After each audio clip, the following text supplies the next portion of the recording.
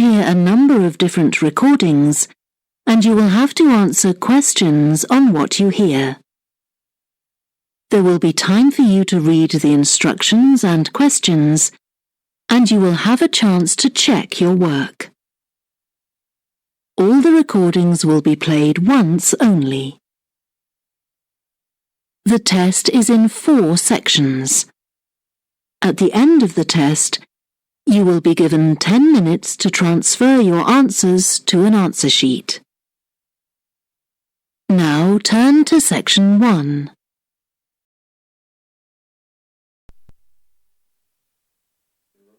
Section 1. You will hear a conversation between a hotel receptionist and a woman who wants to make a reservation. First, you have some time to look at questions 1 to 5.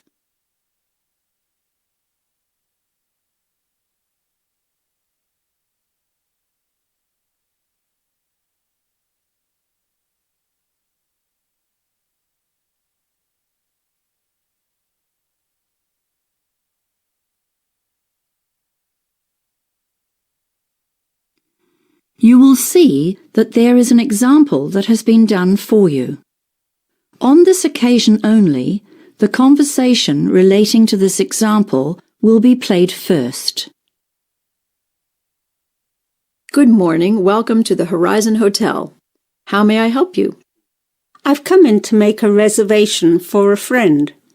And your friend's name is? Mackay, Sandra Mackay. That's Mackay. Thank you.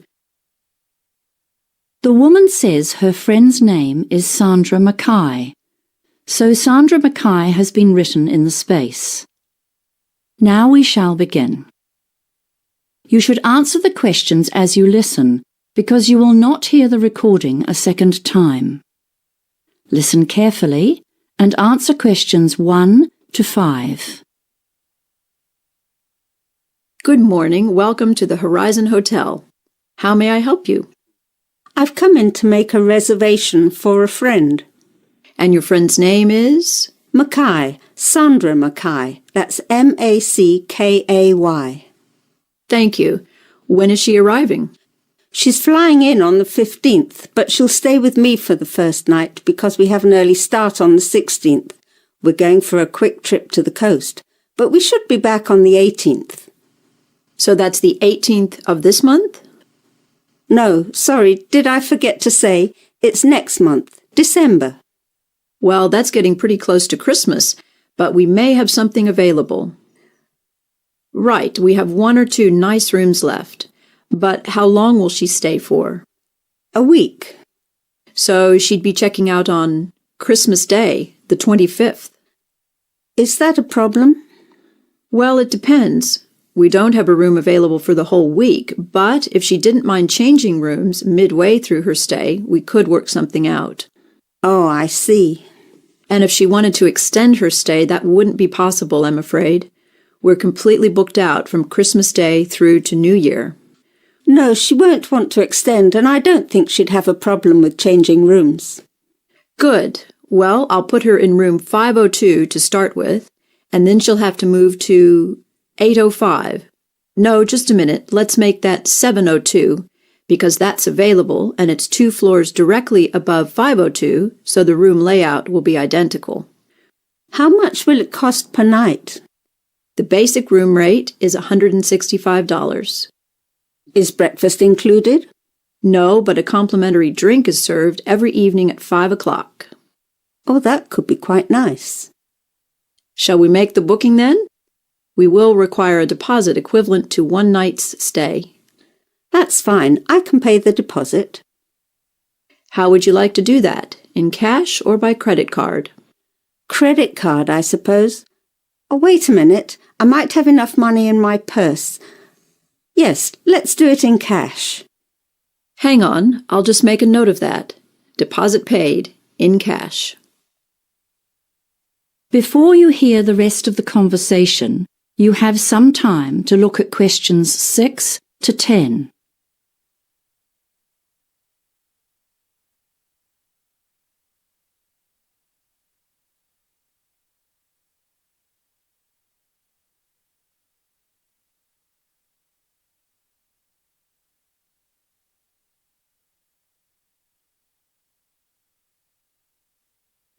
Now listen and answer questions 6 to 10. Just a second while I print a receipt. Who shall I make it out to? My name is Zoe Reed, R-E-E-D. Thank you, Miss Reed. Now I'll need some contact details for either you or Ms. Mackay.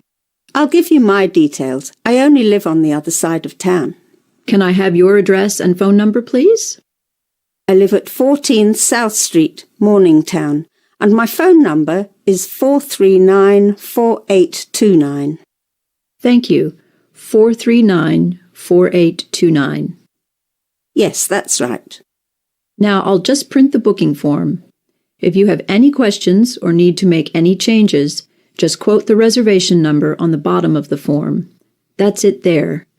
AQ459. Thanks very much. Oh, before I go, just a couple of questions. What time does the room get cleaned? I'm only asking because my friend usually has a short nap after lunch and she wouldn't like to be disturbed. Well, the maids are usually finished by 1 p.m. because we have a 2 o'clock check-in time, you see. They come on duty quite early in the morning, so they are sure to be finished in your friend's room by lunchtime. Yes, definitely. I'd say roughly 11 o'clock. Thanks. That's good to know. One more thing. Is there room service for meals? Only for breakfast and dinner. Breakfast service finishes at 9 and starts at 5 a.m. Dinner service starts at 6 p.m., but the last orders have to be in half an hour before the kitchen closes at 11 p.m., so full room service closes at 10:30. But remember, light snacks, things like toasted sandwiches or muffins, can be ordered at the bar just off the lobby throughout the day and evening until 2 in the morning. Thanks very much. You've been most helpful. That is the end of section 1. You now have half a minute to check your answers.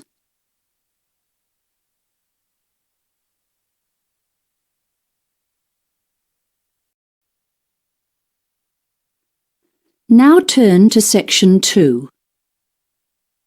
Section 2.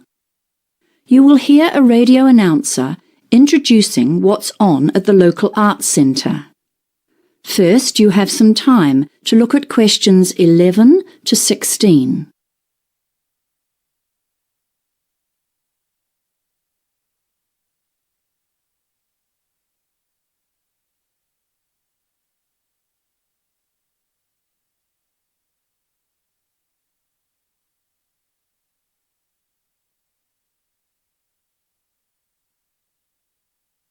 Now listen carefully and answer questions 11 to 16. Hello, and thanks for joining me on the art scene tonight, brought to you by your local radio station 2ZG, and made possible by the generous sponsorship of Bertrand's Music and Video Store. Firstly, I want to announce that the refurbished Arts Centre downtown is opening soon, with some spectacular visual art displays and performances that you won't want to miss. In Gallery 1, the Arts Centre will be hosting an extraordinary exhibition of the latest creative works of our regional artists. There'll be landscapes, abstracts, photography, ceramics and sculpture. The exhibition opens on the 4th of March and runs through to the 10th of April. It's free and open to the public from 11 a.m. to 4 p.m. weekdays, and, by the way, all works on display are for sale, so be sure to bring your credit card with you. Gallery 2 will put on the annual showcase of the art of school students who take a sometimes challenging and often emotive look at the current issues facing youth in particular and society in general. This is the Issues of the 21st Century exhibition, and the dates to keep in mind are 10th of March to the 4th of April. The gallery will be open from 10 till 3 Monday, Wednesday, Friday and weekends. There's no charge, but teachers should make bookings if they're bringing large groups. Let's move on to the performing arts now. Shakespeare season is back again, and this year's production is the ever-popular Romeo and Juliet. Tickets are just $40 for adults and half price for seniors, and there are rush tickets for students at $15. Performances are in Theatre 1 at 8 o'clock every evening. Bookings are essential. The show runs from the 5th of March to the 3rd of April, and there's a possibility of more shows if there's a high demand for tickets. Now, if you like your folk pop with a country twist, you must see Shannon Keel, who is back in town for one night only on the 1st of April, performing for us in the basement. She'll be supported by Ricky Bond's band, which has been touring with her for the last 7 weeks, and showtime is 9:15. Tickets are on sale at the door, just $12.50. Doors open at 8. Coming to the Arts Centre for 4 performances in the showroom is Class Act, a quartet who have captivated audiences with their amazing repertoire of classical music, and who now include top-class cabaret in their programme. They will give matinee performances every Friday in April at 11 o'clock. Tickets are only $14 a single, or better yet, why not get together with a group of 6 or more friends and pay only $12? Before you hear the rest of the announcement, you have some time to look at questions 17 to 20.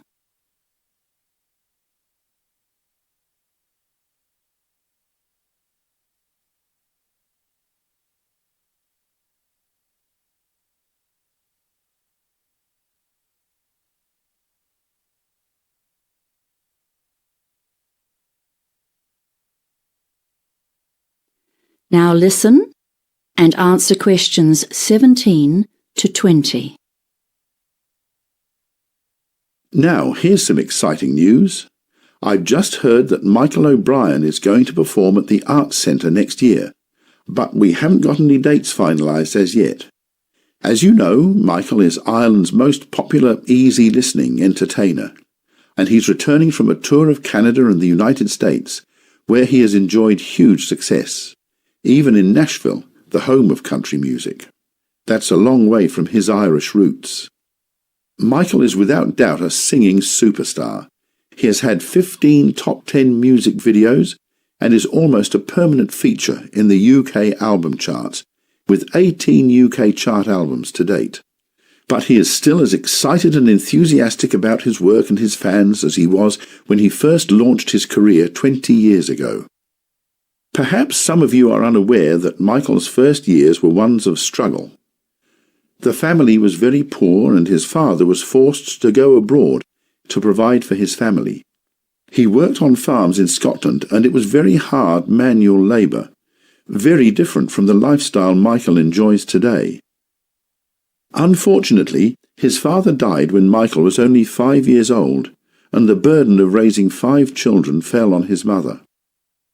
Although Michael followed in the footsteps of his sister by pursuing a singing career, she was his role model and inspiration, he has attributed much of his success in life to his mother's influence, and he has dedicated his most recent DVD release to her. You can pick up a copy of that DVD, Unwavering Devotion, at Bertrand's Music and Video Store. Well, that's all from me. It's been nice talking to you. Tune in at the same time next week. Until then, good night and take care. That is the end of section 2. You now have half a minute to check your answers.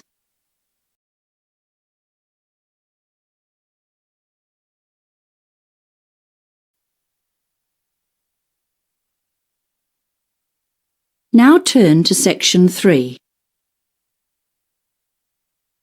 Section 3. You will hear a conversation between 2 second-year students, Steve and Jan, who are planning an assignment together. First, you have some time to look at questions 21 to 25.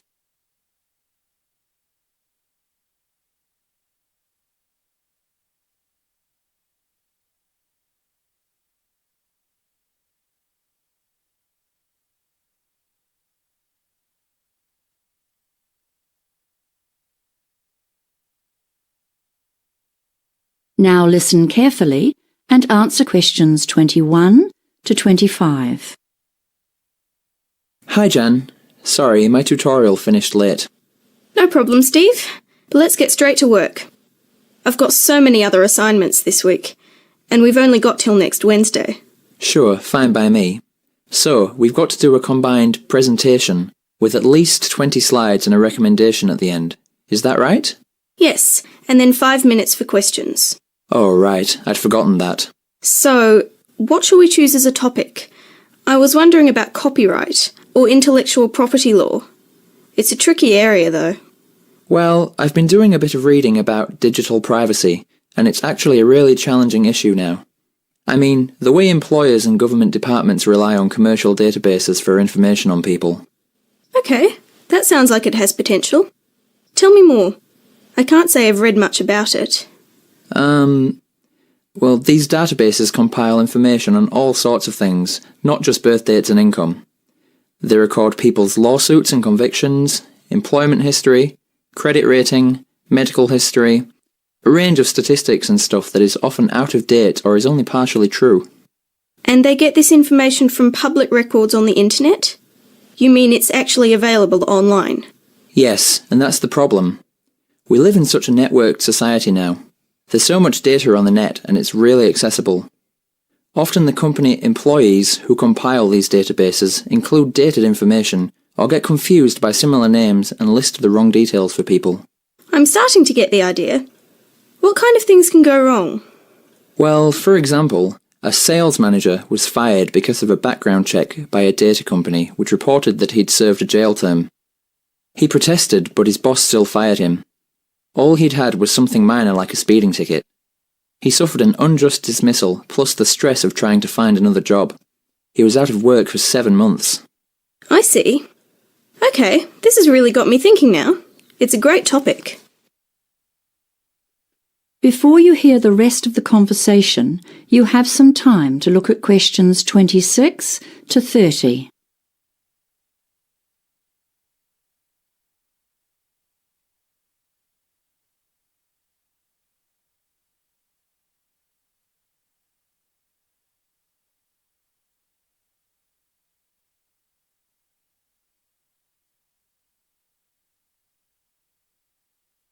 Now listen and answer questions 26 to 30. I'm thinking now about how the search engines apparently compile information on people based on their online search habits. You know, there's been a bit in the news lately. I guess that's pertinent. That's right, it's all part of the same issue. The search engines actually gather a huge amount of data about computer users, and some of it is definitely sold to other paying customers. The database companies sell lists to direct marketing companies, for example. That's their core business, so they're always trying to access more information in order to attract new clients and improve their profitability. What about social networking sites? How much of that information is truly private? Not a lot, it seems, and hackers can download sensitive information and misuse it as well. Also, every time you fill out an online form or survey to enter a prize draw, you're compromising your privacy. I never thought about that. I often enter those and give my email address and mobile number. Well, apparently in Europe they have laws controlling the ability of companies to sell or share people's personal data without getting explicit consent, but that's not the case here. Then that could be our main recommendation. Yes, and then we can advise people to actually purchase their own credit reports and files from a few of the big database companies to check that the information stored on them is actually accurate. It's so frustrating to have to do something like that. For sure. Also, bloggers should be very cautious. They can be sued for breaches of privacy and for libel. Even Twitter comments aren't exempt from legal action. So that's another area to consider for suggestions. Anyway, we need to decide how to split this up. How about if one of us does an overview of the general issue and the history of it all to date? I think I might tackle that. You'd be better on the technical stuff. Great. Then I'll look at new developments and make policy recommendations. For example, there are technology researchers looking at how access to files and information can be restricted. Because, you know, originally the internet was designed to be as open as possible. That's right. And instead, it's created a real conflict. Already some of the browser companies are working on solutions to this, such as offering a tracking protection feature that users can switch on to restrict how much data can be mined from their computer use. And there are a few other ideas out there as well. And about the question slot, I seem to remember Professor Duncan suggesting we prepare a couple of questions ourselves, in case no one asks anything. I guess that's a good idea. That is the end of section 3. You now have half a minute to check your answers. Now turn to section 4. Section 4. You will hear a lecture on the Antarctic toothfish industry. First, you have some time to look at questions 31 to 40.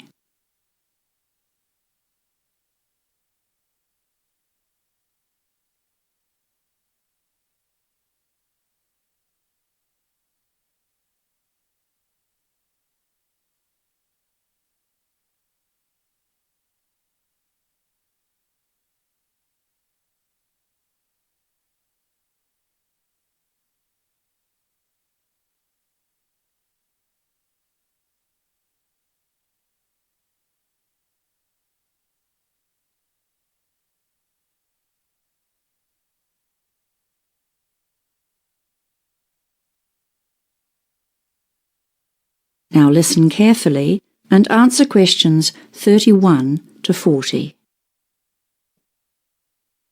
Good afternoon. As you know, it's Environment Week, and that seems like a good time to focus on one of the most special places in the world, the Ross Sea, and its associated fishing industry, which is largely focused on the Antarctic toothfish. Now, back in 2008, this part of the Antarctic, that is the Ross Sea, which, by the way, makes up only about 3% of the Southern Ocean, was rated as being the least changed environment on the planet. In fact, it's been described by one source as a living laboratory, a link with evolution, and it teems with fascinating and unusual sea and mammal life. So there have been urgent pleas for the Ross Sea to be given some kind of permanent protection. What are the issues facing the area then? Well, aside from the huge problem of global warming that threatens all of the Antarctic oceans and the ice cap, most of these are associated with the fishing vessels that come into the Ross Sea, as well as the usual things like general rubbish and sewage pollution from these boats. The most significant potential danger is an oil and diesel spill from a fishing boat that's either damaged or sunk due to the thick ice. In January 2012, a Korean fishing vessel caught fire in the Ross Sea, with a loss of at least 3 lives, although, luckily, an oil spill was averted. In late 2011, another Korean ship, the Insung No. 1, sank with 22 lives lost, although the rest of the crew were saved by other fishing boats in the area.